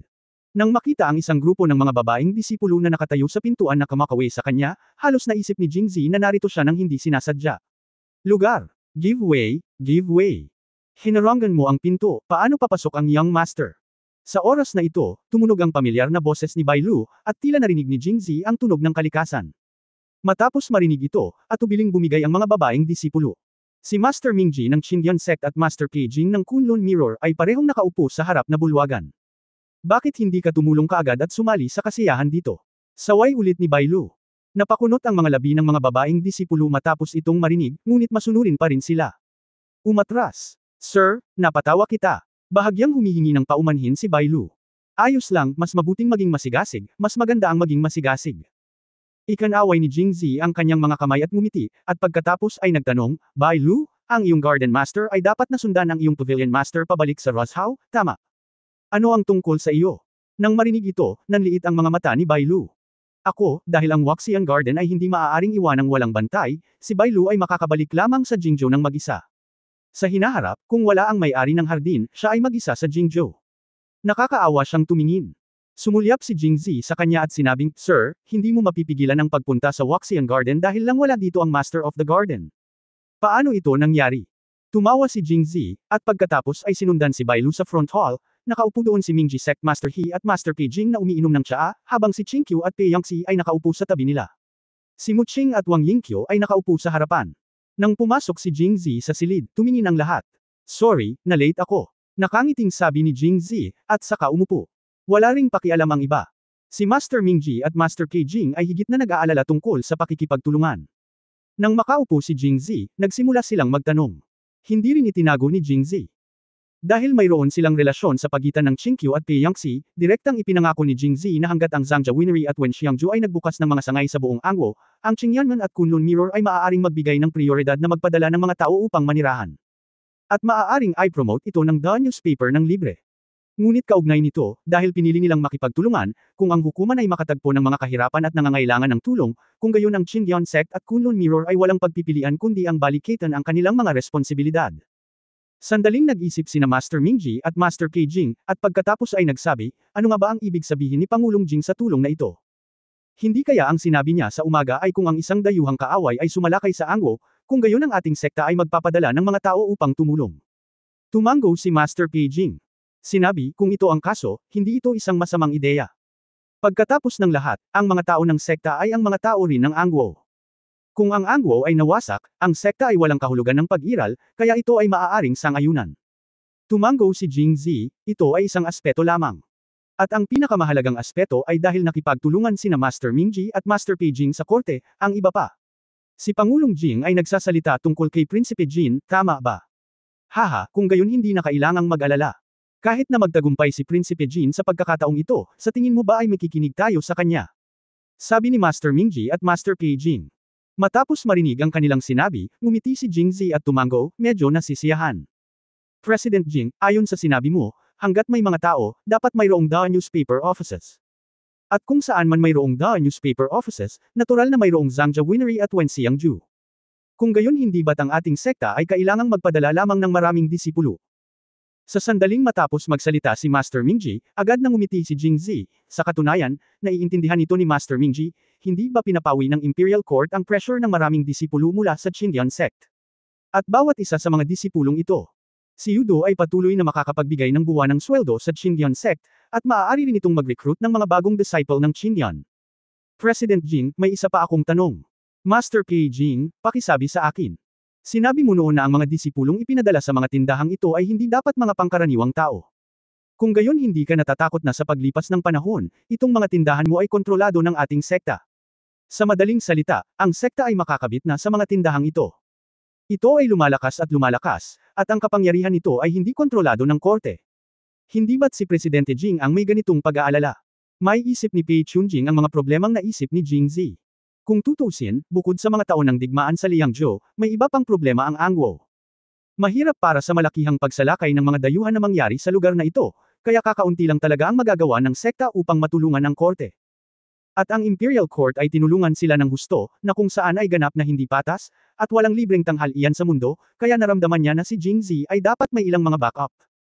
Nakangiting sinabi ni Jingzi, dapat alam ni Master Mingji at Master Pei-jing na sinadya ni Haring Jin ang kanyang anak na si Prinsipe Jin sa Jingzhou upang mag-aral para ipakita na hindi siya magre-rebelde at ipakita ang kanyang katapatan kay Emperor An, tama ba? Paglabas nila, nagkatinginan sina Master Mingji at Master Pei-jing, pagkatapos ay tumingin kay Jingzi, medyo tahimik. Kabanata 640 lahat ay para sa mga kababaihan, ikalawang update mangyaring mag-subscribe. Ang Imperial Court ay nagbibigay ng napakaraming benepisyo at kaginhawahan sa sekta, lalo na sa lokal na lugar, na nagpapahintulot sa lakas ng sekta na umunlad. Kung walang backup, Mingji Sect ay tiyak na hindi maniniwala ang Panginoon at Panginoong Pei-jing. Bukod dito, hindi sila mapakali. Pero mas ikinagulat nila ang sinabi ni Jingzi ngayon lang. Friend, gusto ba niyang ibigay ni Qing Yanman at Kunlun Mirror ang mga hostage sa korte? Bagamat sa tingin ko ang pamamaraang ito ay talagang naiintindihan, hindi ko pa rin ito matatanggap pagkatapos pakinggan ito. Hiniling din sa amin ni President Jing na sundin ang pamamaraang ito ng pagpapadala ng mga hostage. Hindi umiwas si Jingzi at diretsyong tumango. Oo, sa hinaharap, ang mga opisina ng pahayagan ng daan, mga tindahan ng alak at Wenxiangju ay magbubukas ng higit at higit pa, at ang kapangyarihan ng paglusot ng sekta ay lalakas at lalakas. Ang Imperial Court ay tiyak na mag-iiwan ng ilang backup. Siyempre, hindi ito laban sa Mingji sect. Master at Master Keijing, kung maaari kang palaging maging pinuno, hindi ako mag-aalala sa isa't isa, ngunit kung ang isa't isa ay mag-aalala sa paraang ito ng isa't isa, ngunit kung ang isa't isa ay mag-aalala sa paraan ng isa't isa, ngunit kung ang isa't isa ay mag-aalala sa paraang ito ng isa't isa. Mabuti para sa magkabilang panig. Kumunat ang noo ng dalawa at nag-isip. Ibinuka niya ang kanyang bibig at nagtanong, sa palagay mo, paano dapat piliin ni Pangulong Jing ang hostage na ito? Hindi mo kami maaaring hayaang pumunta sa Jingzhou upang mamuno, hindi ba? Imposible yan. Mabilis na ikanaway ni Jingzi ang kanyang kamay, at hindi mahalaga kung siya ay isang hostage, iyon ay magiging masyadong hindi kasiya siya. Sa katunayan, ang pinakapinagmamalaki na mga disipulo ng bawat pangunahing sekta ay nakaistasyon sa Jingzhou. Kung tutusin, ang Jingzhou ay ang kabisera ng bansa at may malaking bilang ng mga tao. Ang pinakamapagmataas na mga disipulo ng bawat pangunahing sekta ay nakatalaga dito, at sila ay maaaring magsimula sa bawat isa sa mas mahusay na sekta. Malayo. Nang marinig ito, nag-isip sandali sina Master Mingji at Master Keijing at pareho silang naisip na ito ay isang magandang ideya. Masasabing mga hostage sila, o masasabing sila ang mga magiting na alagad na pumunta sa Jingzhou para palawakin ang teritoryo para sa sekta. Kung sino ang ipapadala. Sa pag-iisip nito, nagkatinginan silang dalawa, tapos nagtawanan silang dalawa. President Jing, sabihin mo sa akin, sino sa tingin mo ang pinakaangkop na taong ipadala? Well, sinabi ni Jingzi na may seryosong mukha, kung tutusin, pupunta tayo sa Jingzhou, kaya natural na kailangan nating magpadala ng mga pinaka-senior na miyembro ng nakababatang henerasyon mula sa bawat pangunahing sekta. Namumukod tanging disipulo, sa tingin ko siya ang kandidato para lumahok sa martial arts tournament. Nagkaroon ng katahimikan sa kwarto. Kung hindi mo pa rin maintindihan ang ibig sabihin ni Jingzi sa oras na ito, tanga ka talaga. Lumibot siya sa napakalaking bilog, ngunit ang kanyang huling layunin ay hindi para tumulong sa korte, ngunit ipadala ang lahat ng kanyang mga kapatid na babae sa Jingzhou sa isang lehitimong paraan. Ang mga mata ni na Qingqiu at Kei Yangxi ay napuno ng kagalakan. Nauna nang ipinahayag ito ni Jingzi sa kanila, at kung ihahambing sa ugali ng kanilang Panginoon, malaki ang posibilidad na pumayag sila. Nangangahulugan ito na maaari silang bumalik sa Jingzhou sa hinaharap, tumira sa lumang bahay, at makita siya araw-araw. Nang makita ang kakaibang ekspresyon sa mukha ng lahat, bahagyang umubo si Jingzi at sinabing, siguro kung ano ang iniisip ni Master Mingji at Master Keijing sa aking ideya. Well, okay. Oo, hindi masama. Nang marinig ang kanilang kasunduan, agad nang umiti si Jingzi at nagsabi, syempre, masyadong manipis na magpadala lamang ng pinakamatagumpay na mga disipulo. Umaasa kami na ang mga pinuno ng bawat sekta ay pupunta rin sa Jingzhou paminsan-minsan. Kung mayroon kang oras, pumunta isang beses sa isang buwan. Kung wala kang oras, tatagal ng hindi bababa sa 2 buwan. Tama ba? Kung tutusin, kung gusto mong magbukas ng sangay sa Jingzhou, hindi lang maaaring mag-inspeksyon at magbigay ng payo ang pinuno, kundi palawakin pa ang impluwensya ng sekta, di ba? Sinadya ni Jingzi si Mu Qingren, at agad na naintindihan ni Mu Qingren. Nang hilingin niya sa pinuno na pumunta sa Jingzhou, iniisip niya ang tungkol sa kanya. Habang inililipat, nagtanong pa rin siya, President Jing, hindi mo hahayaang ang ating Waxian Pavilion ay maging katulad ng ibang mga sekta, di ba? Mayroon tayong sariling industriya sa Jingzhou. Hindi na kailangan, ipapasadya ko ito para sa Waxian Pavilion. Matapos maramdaman ang pagdududa ng iba, agad na binago ni Jingzi ang kanyang mga salita. Ang pangunahing dahilan ay mayroong Waxian Garden sa Waxian Pavilion, kaya hindi na kailangang magpadala ng mga disipulo sa tindahan ng alak o Wenxiang residence ng mag-isa. Kung hindi, hindi ba ibig sabihin na kinuha na natin ang posisyon ng Qingyan sect at Kunlun Mirror? Pagkatapos mag-isip tungkol dito, naisip ni Master Mingji at Master Keijing na tila ito ang nangyari, at binalak nilang talakayin ito kay Jingzi mamaya. Ang pagiging namamahala sa isang tindahan ay nangangahulugan na walang makakaapekto sa sinuman. Kung hindi, kung sila ay magkasama, ang buwan ng sweldo ay pantay na hatiin. Paano lalawak ang agwat? Nang makitang walang tumutol, nagpatuloy si Jingzi, kaya habang nagbubukas ako ng opisina ng pahayagan, isang tindahan ng alak at Wenxiang residence, tutulungan ko ang Waxian Pavilion na buksan ang Waxian Garden sa iba't ibang lugar. Sa kabilang banda, sa pagkakataong ito ay magpapadala kami ng mga tao mula sa korte pagkatapos manirahan sa Waxianyuan, ang alak at mga pagkain ng Waxianyuan ay magmumula rin sa Zhangjiang Winery, at bubuo ng Wenxiang chain. Wakshan Yuan sa Jingzhou, natural na ang pinakamayabang na disipulo ang mamumuno. Sa huling pangungusap, ang plano ni Jing Zi ay ganap na nahayag sa lahat. Nagbukas siya ng mga sangay ng Qindian sect at Kunlun Mirror sa Jingzhou, at pagkatapos ay ni-recruit sina Qingqiu at Pei Yangxi. Upang makapagbukas ng mga sangay ng Waxian Garden sa iba't ibang lugar, si Wang Yingqiu ay na-recruit sa Jingzhou Waxian Pavilion. Ang taong kalahok sa martial arts competition sa pagkakataong ito ay si Mu Qing, ngunit siya ang master ng pavilion, hindi isang mapagmataas na disipulo. Nang maglaon, pinahintulutan din niya ang pinuno ng sekta na bisitahin ng madalas ang Beijing, at nagawa niyang makatwira na hayaan si Mu Qingren na pumunta sa Jingzhou. Dapat sabihin na si Jing Zi ay naglaro ng isang malaking laro. Ngunit ang paglipat na ito ay para sa kanyang 4 na babae, at siya ay nagkaroon ng matinding sakit. Isang Qiu Chenchen na lang ang natitira, at kailangan kong magkaroon ng detalyadong pakikipag-chat sa kanya sa gabi. Matapos sabihin ang lahat, ngumiti si Jing Zi at nagtanong, ano ang iniisip ng mga pinuno sa aking mga mungkahi? Tumanggaw silang tatlo, ngunit saglit na nag-isip ang pinuno ng Mingji sect at sinabi muna, President Jing, okay lang na ipadala si Qingqiu sa Jingzhou, ngunit bago iyon, kailangan mong ipakita sa amin ang iyong sinseridad. Ano? Sinseridad. Kailangan mong buksan ang The Newspaper Agency, Zhangja Winery at Wenxiangju na binanggit mo noon sa tirahan ng aming sekta, at pagkatapos ay pumunta doon ng personal upang maibalik sa tamang landas ang aming mga lokal na industriya. Manggahas kang magpadala ng mga disipulo sa Jingzhou. Gustong matawa ng kaunti si Jing Zi. Mukhang hindi pa rin sapat ang karakter niya para paniwalaan ng lahat. Nag-aalala rin sila na i-recruit lang nila ang kanyang mga kapatid na babae sa Jingzhou. Walang pakialam sa iba. Ngunit nang hindi man lang nag-isip tungkol dito, diretso siyang sumang-ayon, okay, pupunta ako sa Liangzhou bukas. Hindi ko alam kung kailan ako babalik sa Jingzhou. Kung hindi, maghihintay ako hanggang matapos ang bagong taon at pupunta ako sa Jiangling at Jiangzhou ng personal. Kunlun County at Roshao, buksan ang opisina ng pahayagan, tindahan ng alak at Wenxiang Residence, at pagkatapos ay nasiyahan ng mga disipulo, ang mga pinuno ng Beijing ay okay. Maaaring kunin ni Jing Zi ang pagkakataong ito upang bisitahin ang Jiangling. Sa pagtingin sa lugar kung saan nakatira ang ikatlong kapatid na babae na si Qingqiu, matutupad ko rin ang aking pangako sa ika-4 na kapatid na si Pei Yangxi, pumunta sa Roshao upang mamuhay sa mundo ng dalawa kasama niya, at sa huli, si Roshao ay natural na kailangang-kailangan. Masasabing pumapatay ito ng 3 ibon gamit ang isang bato. Matapos marinig ito, tumanggo sina Master Mingji at Master Pei Jing bilang pagsang-ayon. Pagtatapos ng kabanata. For more updates, click on the notification bell.